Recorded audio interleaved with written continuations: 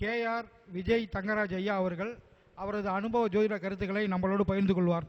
அவர்களை வரவேற்கிறோம். திரிசக்தி ஜோதிட ஆய்வகத்தின் சார்பாக அவர்களை வரவேற்கிறோம். ஐஸ்வர்யம் ஈஸ்வரியம் சிவாயம் நமக. ஜோதிடம் அனுபவ ஜோதிடம் ஒன்று, படித்து ஜோதிடம் சொல்வது உண்டு. இந்த அனுபவ ஜோதிடம் அப்படிங்கிறது என்னை பொறுத்த வரைக்கும் சம்பவங்களை வைத்து அதனுடைய நேரங்களை கணித்து பழகியவன் நான் ஒரு படித்து ஜோதிடம் பண்ணுவதில்லை. இப்போது படித்திருக்கேன். முன்னால் சொல்லும் போதெல்லாம் அனுபவத்தை வைத்து சொல்கிறேன். பொதுவாக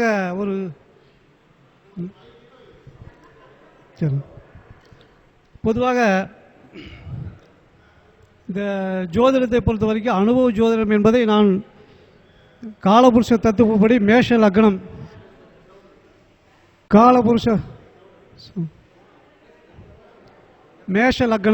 மேஷ லக்னம் தான் காலபுருஷ லக்னம். இதில் எடுத்துன்னு சொல்லிச்சுன்னா மேஷம் துலா லக்னம் இது ஆணுடைய லக்னம், இது பெண்ணுடைய லக்னம்.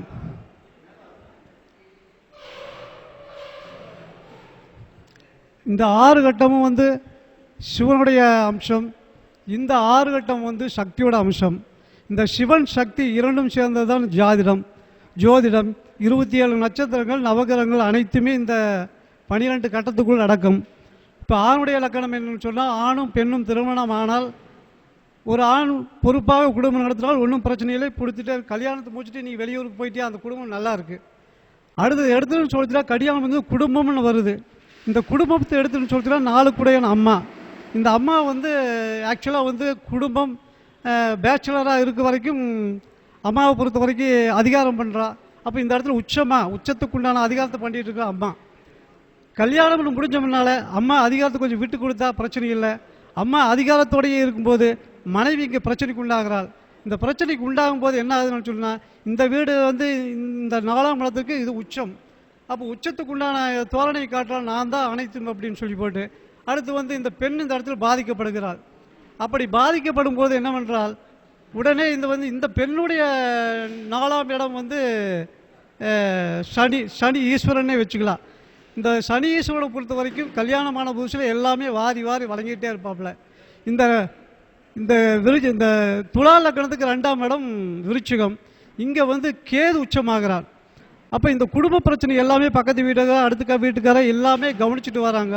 இதை போய் இங்கே சொல்கிறாப்புல, இந்த மாதிரி உங்கள் மக ரொம்ப சிரமப்படுறா, மாமியாரோட கொடுமை தாங்க முடியல, இந்த மாதிரி 1க்கு 2 சொல்லும்போது இந்த சனீஸ்வரனாக இருந்து கொடுக்கக்கூடிய இந்த அம்மா சனியாக இங்கே உட்கார்றாப்புல.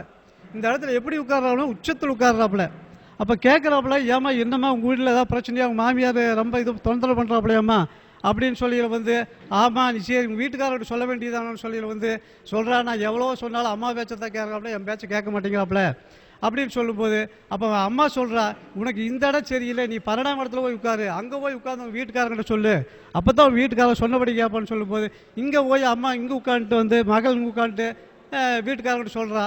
அப்போ என்னன்னு சொல்லுதுன்னா, அம்மா கொஞ்சம் கொஞ்சமாக மனைவி பேச்சை கேட்டு இந்த 2ஆம் இடத்துக்கு அம்மா பேச்சை கொஞ்சம் குறைக்க ஆரம்பிக்கிறா.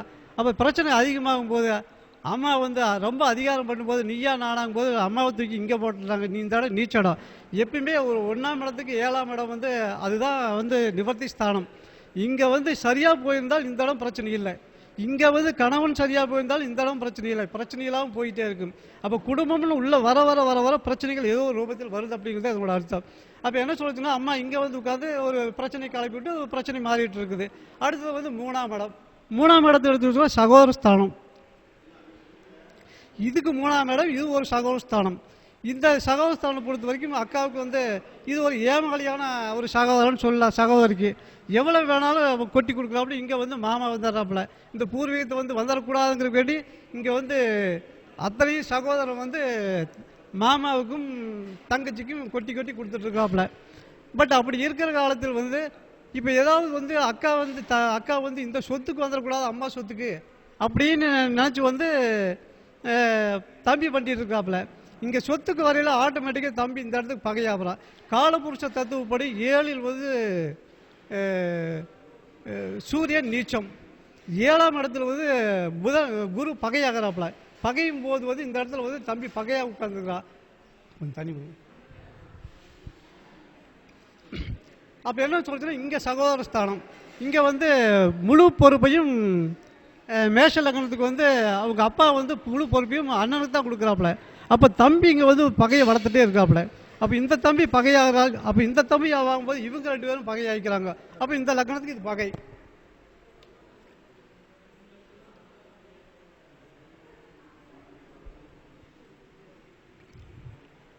அடுத்து 4ஆம் இடம். அம்மா வந்து இங்கே அதிகாரம் பண்ணா இந்த 4ஆம் இடத்த அம்மா வந்து இங்கே பிரச்சனை பண்ணுறா. அப்போ குடும்பமே பிரச்சனைக்கு உண்டானதான் ஒரு அமைப்பு தான். அம்மா வீட்டுக்கு கொடுத்து போனால் இந்த மாமியார் வீட்டுக்கு கொடுத்து போவாப்புல, ஒன்றும் பிரச்சனை இல்லாமல் போயிட்டு இருக்கு. 5ஆம் இடம். இந்த 5ஆம் இடத்துல இருந்தால் பூர்வ புண்ணிய ஸ்தானம். இந்த பூர்வ புண்ணியத்தில் வந்து அப்பா இந்த இடத்துல வந்து உச்சமாகறாப்புல. இங்கே உச்சமாகிய மகனுக்கு சப்போர்ட்டாக அப்பா வந்தாலும் கடைசியில் வந்து எப்படியா இருந்தாலும் இந்த 3 இடத்தையும் மனைவி பிடிச்சிருக்கிறதுனால மனைவி சொல்லே கடைசியாக கேட்கும்போது அப்பாவும் பிரச்சனைக்கு உண்டானால் அப்பாவும் நேரம் இந்த இடத்துல நீச்சமாகிக்கிறா. அப்போ மனைவி கட்டுப்படுத்த இருக்கிறாப்புல.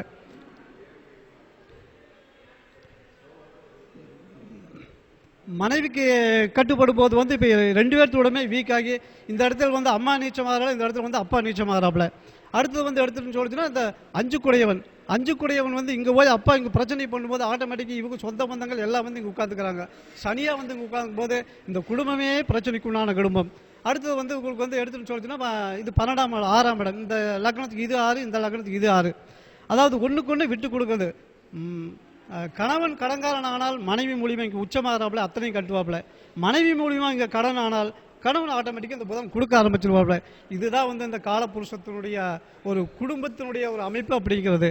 அதாவது இந்த காலபுருஷ தத்துவப்படி 7இல் இப்போ நமக்கு வந்து ஒருத்தர் ஜாதகம் பார்க்க வர்றாப்புல.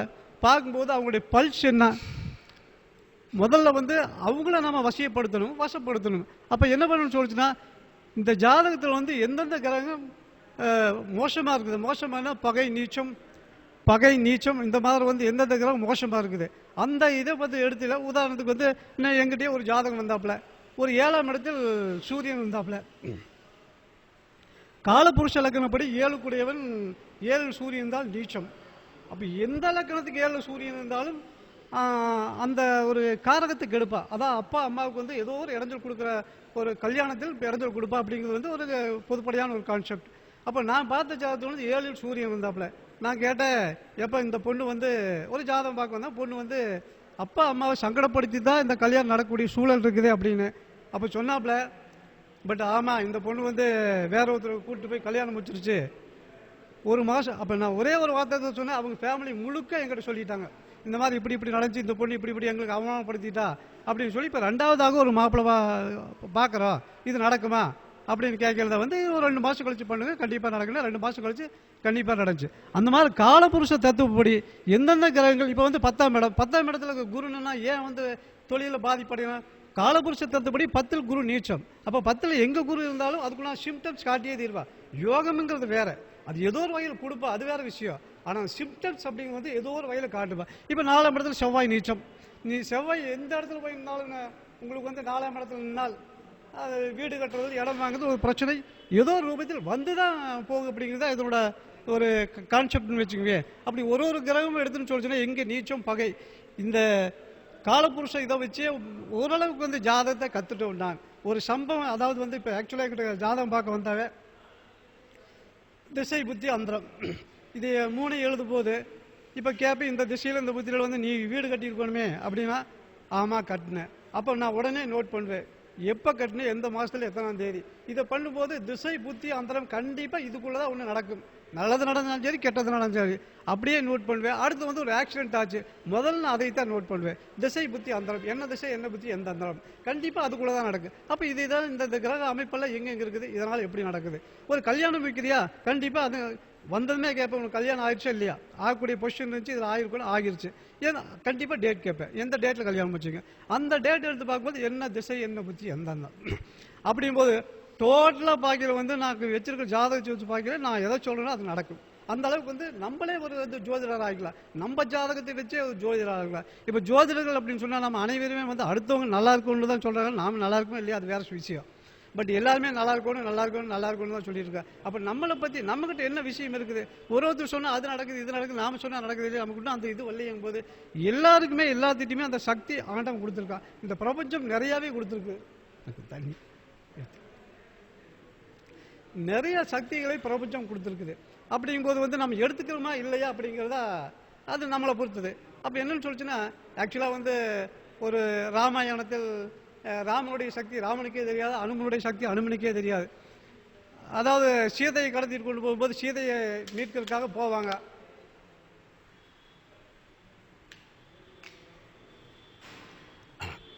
அப்போ கடலை பார்த்ததுமே சொல்லுவாப்புல, வந்து கடலை கடக்கிறதுக்கு இது வரைக்கும் எப்படியும் காட்டுக்குள்ளே வந்துட்டோம், பட் நம்ம இந்த கடலை கடக்கிறதுக்கு ஒரு வழியுமே தெரியும்னு சொல்லும்போது தான் ஜாம்பவான் அந்த இடத்துல சொல்லுவாப்புல, அனுமான் நீ நினச்ச என்ன வேணாலும் பண்ணலாம், உனக்கு வந்து மிகப்பெரிய சக்தி இருக்குது அப்படிங்கும்போது அனுமனுடைய சக்தி அனுமனுக்கு தெரியாது. அப்படிங்கும்போது எடுத்து சொல்லுவாப்புல, உனக்கு இவ்வளோ பெரிய சக்தி, நீ குழந்தையா இருக்கும்போதே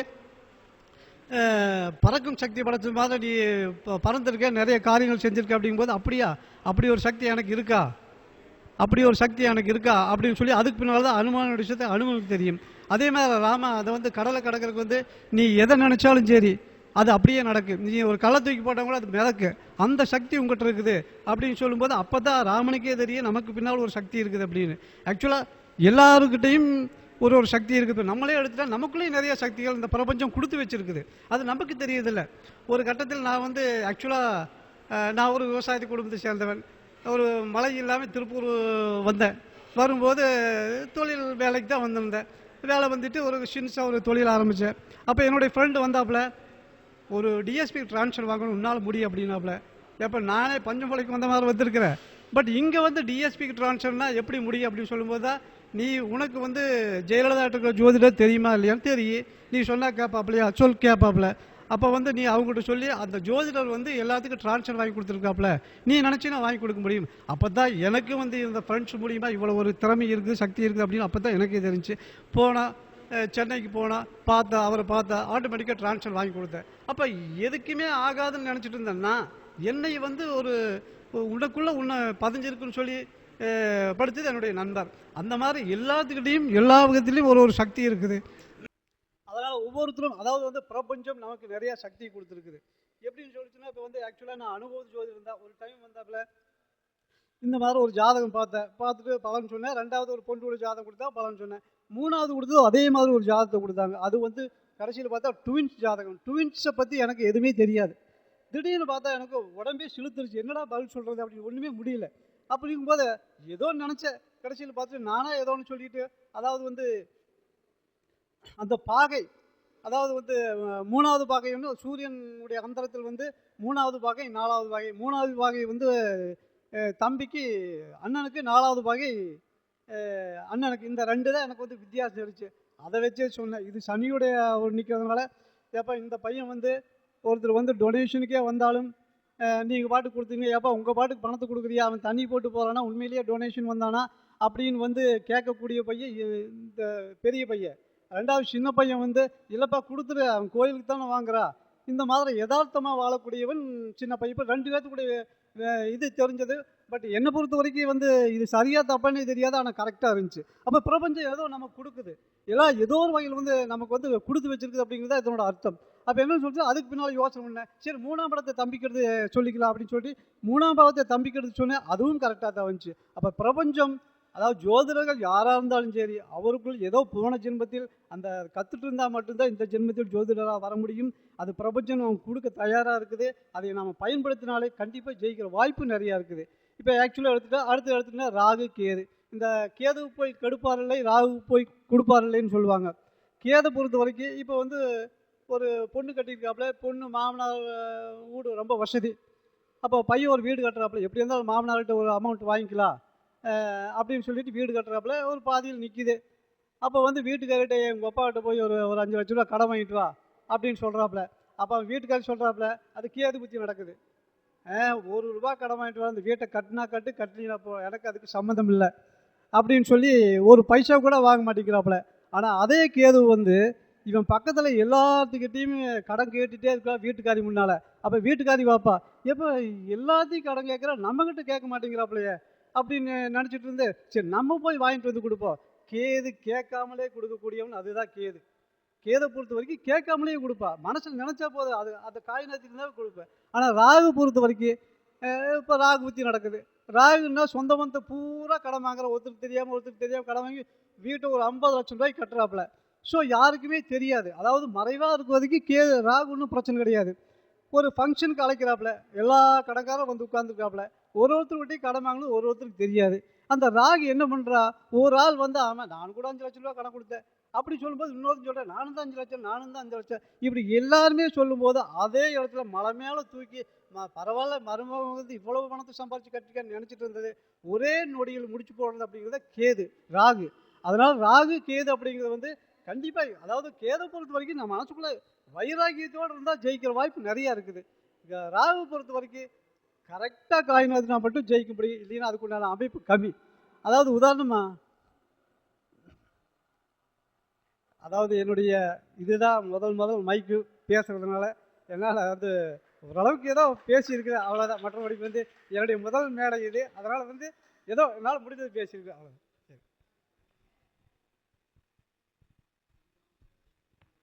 இதுவரை நமக்கெல்லாம் தனது ஜோதிட அனுபவ கருத்துக்களை வழங்கிய விஜய் தர்மராஜ் ஐயா அவர்களுக்கு மிக்க நன்றி, வாழ்த்துக்கள்.